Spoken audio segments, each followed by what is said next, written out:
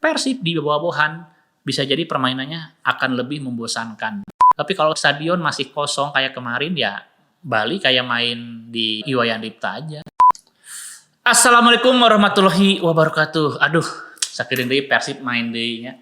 Ini nuansanya agak lain nih karena kemarin menang di kandang lawan Persik. Jadi animo saya pikir ya, animo ini bukan berarti ketika pertandingan doang nonton ke stadion, enggak, tapi ada euforia minimal tingkat pencarian ya para bobotoh terhadap kekuatan lawan atau kondisi Persib terkini, apa ada yang cedera atau lain itu pasti meningkat saya yakin.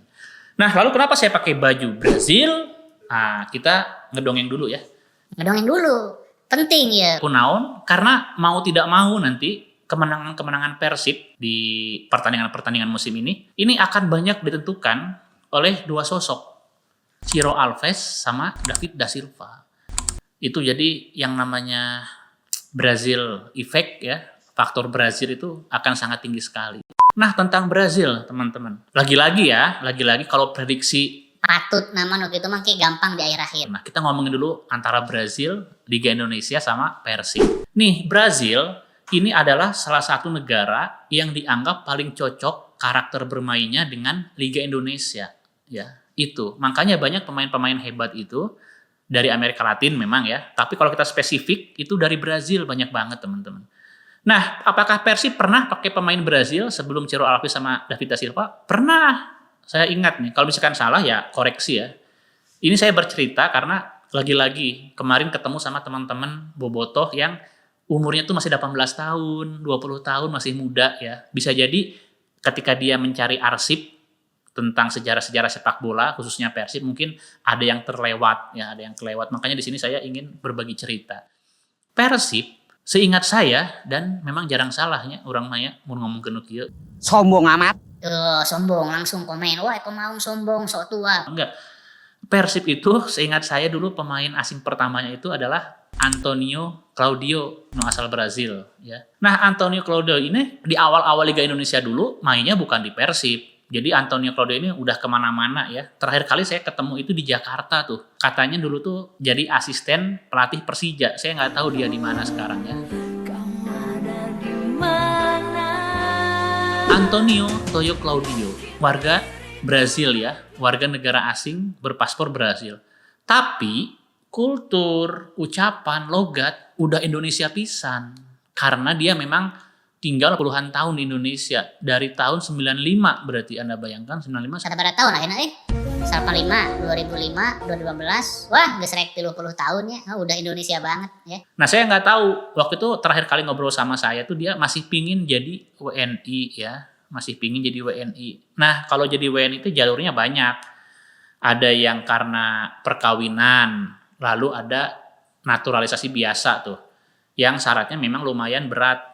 Tapi buat Toyo itu harusnya udah terpenuhi ya. Yaitu tinggal 5 tahun berturut-turut di wilayah Indonesia atau 10 tahun tidak berturut-turut di Indonesia. Itu tuh. Jadi tentang harus stay di Indonesia lalu menikahi warga negara Indonesia juga sudah ya. Antonio Claudio itu kalau nggak salah kan istrinya orang Padang. Nah, nanti tentang Padang kita cerita dikit ya. Lalu ada yang jalur ketiga nih. Ini namanya jalur istimewa. Ya, ini lewat pasal 20 Undang-Undang Kewarganegaraan.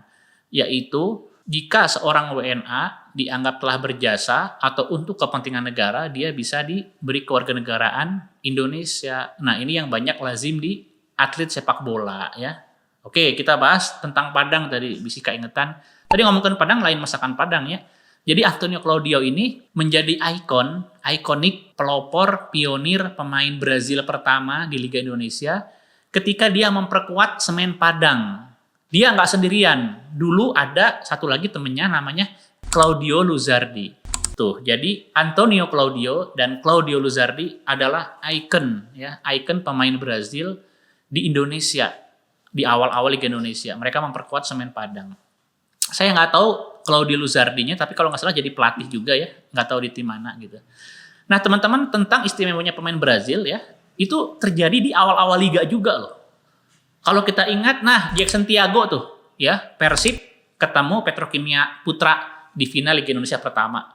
Itu Jackson F. Thiago nyetak gol yang dianulir ya, itu Jackson juga warga negara Brazil. Lalu Jackson itu membawa Persebaya juara Liga Indonesia ketiga. Dan sebagai pelatih juga dia termasuk sukses.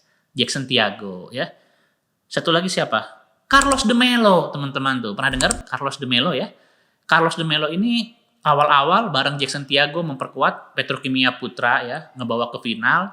Tapi dia itu membawa juara timnya itu, saya lupa lagi apakah Persebaya sama Carlos de Melo juga ya waktu Liga ketiga. Tapi yang saya ingat itu PSM. Jadi PSM Makassar waktu juara Liga, bukan yang kemarin ya, tapi yang zamannya Kurniawan segala macam, itu PSM itu ada Carlos de Melo-nya. Nah, Carlos de Melo ini agak beda dengan pemain-pemain Brazil yang lain. Kalau pemain Brazil yang lain tuh kan kalau di posisi tengah ya, yang perannya playmaker, itu kan identiknya kan dengan jago gocek, larinya cepat segala macam. Nah, Carlos de Melo ini enggak. Dia itu badannya agak tambun ya, gerakannya lambat sekali untuk ukuran pemain bola, tapi dia tuh keeping bolanya bagus, umpan-umpan terobosannya itu sangat jitu ya. Itu Carlos de Melo. Satu lagi deh, saya kasih contoh ya, di masa lalu itu ada Luciano Leandro. Wah, ini kunci permainannya Persija dulu ketika lagi jaya-jayanya ya, Luciano Leandro. Saya kenapa ingat Luciano Leandro coba? Jadi Persib dulu pernah main di Siliwangi lawan Persija. Persib kalah 3-0. 3-0 apa 3-1? Oh 3-1 kalau nggak salah ya. Karena Persib itu bisa membalas lewat golnya Tatang Supriyatna di akhir-akhir saya ingat. Wah itu stadion Siliwangi yang kecil itu jebol. Persibnya kalah juga. Di sana tuh lagi naik-naiknya tuh Persija tuh ada Imran Ahumaruri, ada Deddy Umarela gitu ya. Itu saya ingat Luciano Leandro kunaon coba. Kepalanya bocor, ditimpuk bata, nggak tahu sama siapa. Tuh supporter jangan nakal lagi kayak gitu ya. Nah lalu beralih ke sini nih, tadi kan pemain pertamanya Persib Brazil itu kan Antonio Claudio. Lalu ada beberapa nama juga dari Brazil. Oh sempat Ulian Sousa tuh. Ulian Sousa juga udah dulu banget ya di Persib. Itu zamannya Pak Indra Thohir kalau nggak salah ya. Ulian Sousa. Lalu yang pas zaman-zaman saya rajin nonton Persib kemana-mana itu ada Hilton Moreira. Nah Hilton Moreira juga asal Brazil. Ini juga termasuk yang bagus ya. Kalau Hilton ini pemain stylish. Jadi shooting bagus, keeping bola bagus, gocekan juga oke, pergerakan tanpa bola juga bagus ya. Hilton Moreira. Nah di zamannya Hilton Moreira ini kan pelatihnya kan Jaya Hartono ya. Ini datang juga nih, selain Hilton itu ada yang namanya Rafael Bastos. Kalau ada yang pernah denger ya. Nah kesini saya pikir yang paling fenomenal ya, dan kita masih ingat sekarang ya Ciro Alves. Ciro Alves itu kan menarik perhatian ketika di Persikabo dan sekarang bergabung sama Persib. David da Silva di Persebaya Surabaya luar biasa juga gitu ya. Oke teman-teman, langsung aja di isu aktualnya. Lawan Bali, apakah nuansa Brazilnya kental? Kental banget ya. Karena Bali United itu dilatih oleh Teko Stefano Kugura. Itu Teko ini asal Brazil. Tapi yang menarik adalah ya, nih saya tekankan, yang menarik adalah saya kok nggak melihat gerbong Brazil ya di anak asuhan Teko Bali United musim ini. Karena biasanya kalau ada pelatih itu kan dia cenderung membawa gerbong ya. Nah, Teko ini tidak membawa gerbong, tapi kita nanti bahas tentang seleranya Teko. Tapi yang jelas untuk ukuran juara bertahan Bali United, aduh enggak banget ya. Mereka tuh hasilnya kurang optimal. Tapi kalau misalkan kita ngomongin Bali United dalam kondisi yang tidak ideal pun ya mereka tetap punya momentum buat bangkit ya. Kemarin mereka sempat lawan Arema ya, menang ya. Jadi Iwayan Dipta itu sekarang dipakai bukan cuma sama Bali, tapi juga sama Arema. Nah kemarin mereka main di sana ya, menang kalau nggak salah tuh Bali. Nah kita lihat analisis dari sisi pemain dulu nih. Karena yang menentukan itu selain kecerdasan pelatih, ini pemain-pemain kuncinya ngaruh banget ya. Di Bali ini dalam kondisi ideal tuh ada 4 pemain yang harus diwaspadai saya pikir ya teman-teman. Yang pertama itu adalah tentu saja Jefferson ya. Jefferson ini pemain asal Brazil. Tadi saya nggak ngomong gerbongnya, pokoknya Aya nih kan pemain Brazil hiji ya. Pemain Brazil ini oke ya. Jadi dia tuh nyetak gol tuh ke gawang Arema atau Madura sama Madura ya. Jadi terlepas penampilan buruk Bali United dari segi hasil karena kalah, tapi yang namanya Jefferson ini tetap memberi kontribusi optimal dengan golnya ya.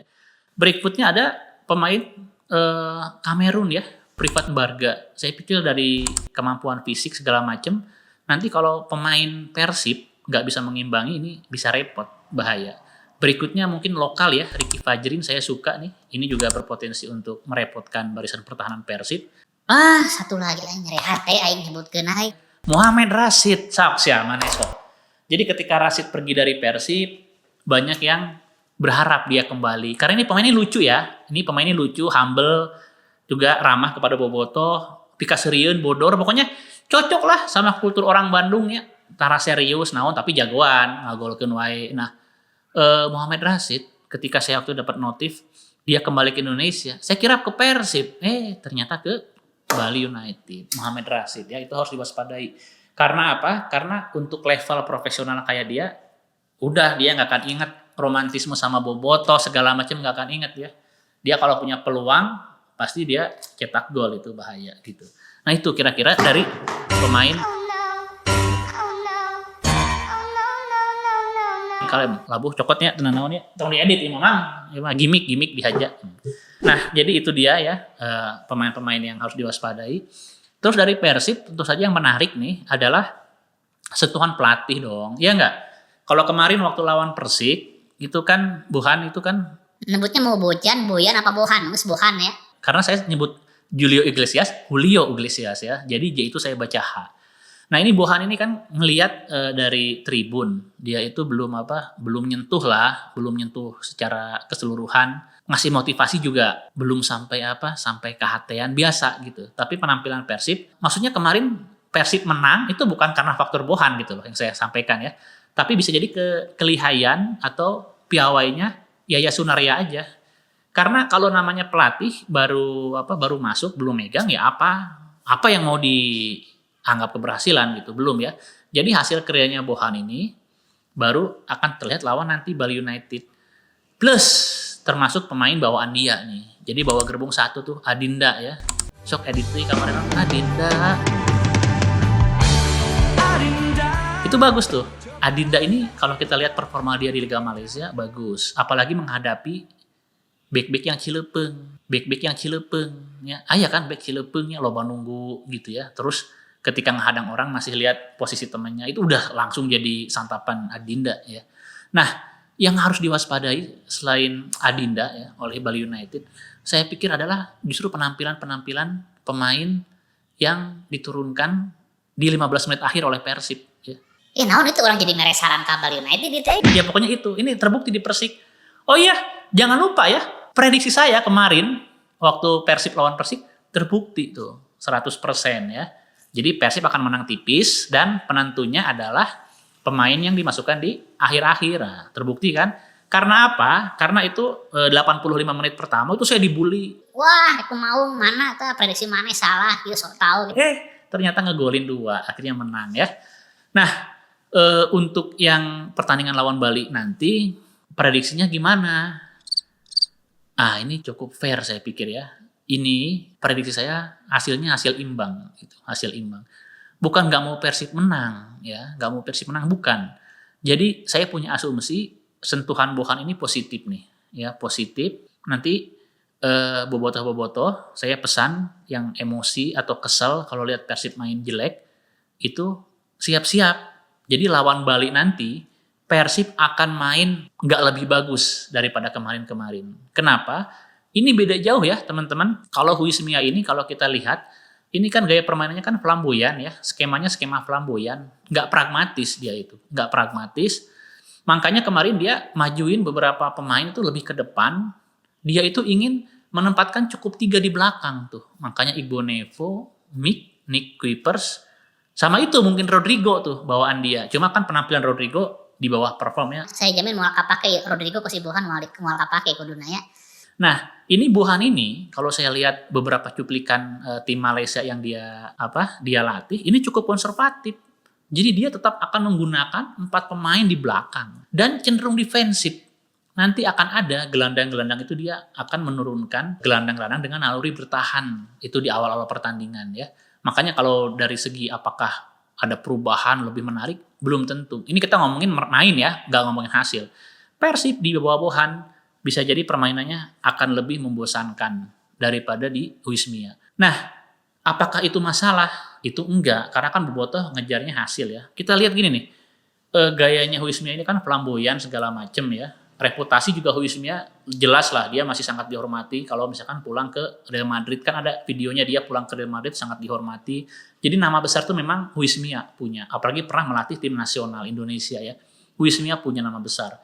Nah makanya kalau misalkan disodorkan nama Bohan, downgrade ya, downgrade sebetulnya dari sisi personal orang. Iya dong, ya kalau kita menyodorkan, jangankan Bohan, Mario Gomez aja disodorkan dibandingkan Luis Milla, downgrade.